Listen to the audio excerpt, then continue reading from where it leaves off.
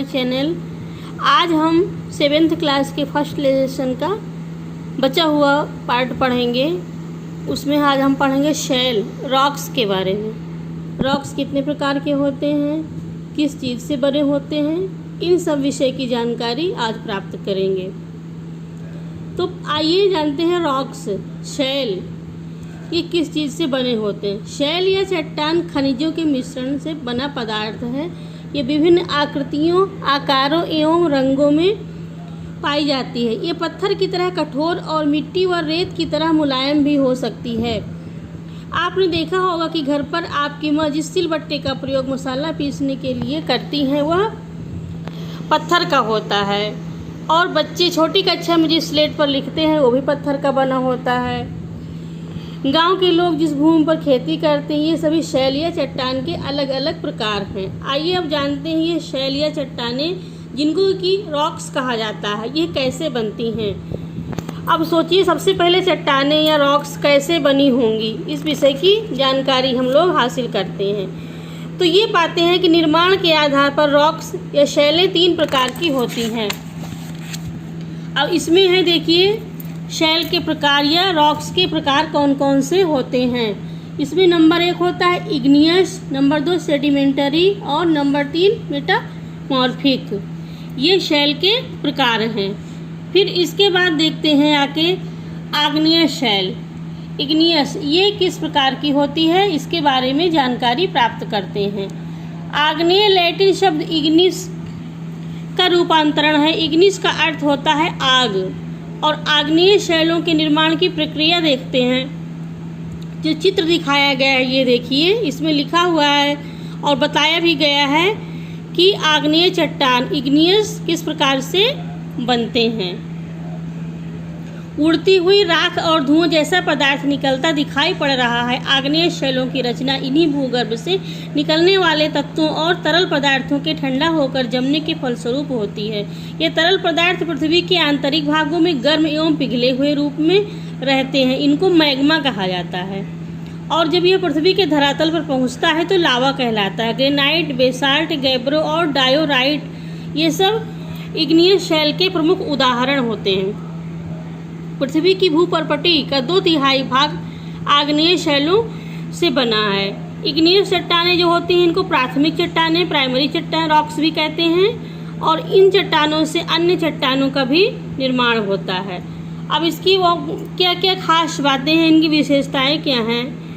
Igneous rocks के qualities हैं, इनके बारे में जानते हैं। अब ये कठोर होती हैं और इनका अपरदन कम होता है। ये रवेदार और दानेदार होते हैं। इन शैलों में परत नहीं पाई जाती है। इग्नियस शैल में जीवाश्म नहीं पाए जाते हैं। इग्नियस का संबंध प्रायः ज्वालामुखी क्रिया से होता है। इग्नियस शैलों में सोना, चांदी, लोहा, अभ्रक आदि खनिज पदार्थ मिलते हैं। अब इसके बाद आते हैं सेडिमेंटरी रॉक्स। इनको परतदार या अवसादी शैल भी कहा जाता है। आपने बरसात में बहते हुए पानी को देखा होगा। पानी के साथ कंकड़, मिट्टी, पेड़ पौधों की पत्तियां तेजी से बहती दिखाई पड़ती हैं। जब पानी का बहना बंद हो जाता है तो नालियों, सड़क के किनारे तथा गड्ढों में कंकड़, मिट्टी, पेड़ पौधे की पत्तियां, घास आदि जमीन में जमे हुए दिखाई देते हैं। इसी प्रकार परतदार शैलों का जो रॉक्स का लेयर में निर्माण होता है और अवसादों या मलबा में जमा होने के कारण इनका निर्माण होता है। शैलों के छोटे छोटे कणों को पवन अर्थात इसमें जो बहता हुआ पानी या हिमनियाँ उनको अपने साथ उठा या बहा कर ले जाते हैं। उन्हें समुद्र के तल या भूभाग पर परतों में जमा करते हैं। इन जमी परतों की मोटाई हजारों मीटर होती है। अब ये देखिए चित्र दिखाया गया है, इसमें ये परतें बनी हुई हैं। ये देखिए अवसादी शैल का निर्माण है इसमें।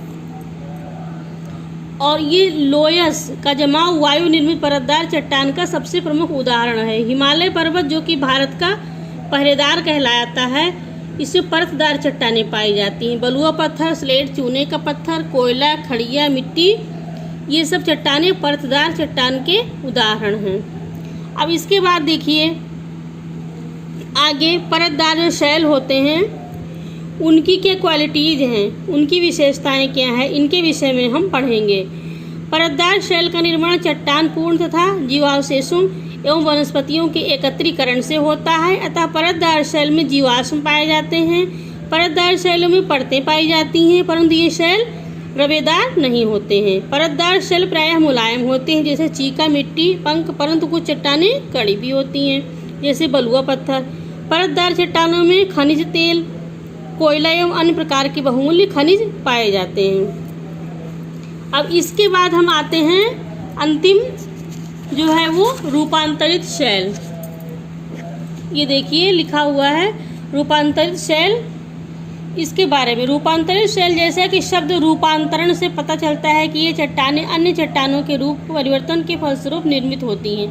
परतदार शैल तथा आग्नेय शैल में दाब और ताप द्वारा परिवर्तन के फलस्वरूप रूपांतरित शैल का निर्माण होता है। रूपांतरण की क्रिया के दौरान चट्टान का संगठन तथा रूप रंग बदल जाता है, परंतु चट्टान में किसी प्रकार का विघटन या वियोजन नहीं होता। उदाहरण के लिए कच्ची मिट्टी से ईंट बनना।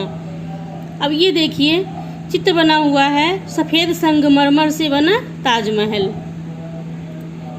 अब इसके बाद ये देखिए मूल चट्टान ग्रेनाइट है और इसका रूपांतरित चट्टान है नीस, बालू का पत्थर, क्वार्टजाइट, चूना पत्थर, संगमरमर, कोयला, ग्रेफाइट, हीरा।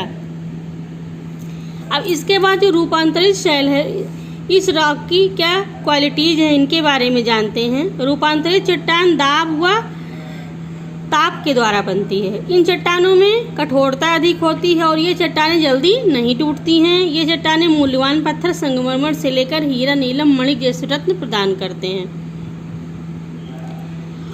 और ये देखिए इनका क्या उपयोग है। मकान व मूर्ति बनाने के लिए बलुआ पत्थर संगमरमर, लिखने के लिए चॉक स्लेट ग्रेफाइट, जलाने के लिए कोयला, आभूषण के लिए हीरा, कृषि के लिए चीका मिट्टी, लावा मिट्टी, लोयस मिट्टी आदि। ये तो थी रॉक्स के बारे में जानकारी। और इसके बाद आगे भी महत्वपूर्ण जानकारियों से भरी वीडियो आप सब तक हम लाते रहेंगे।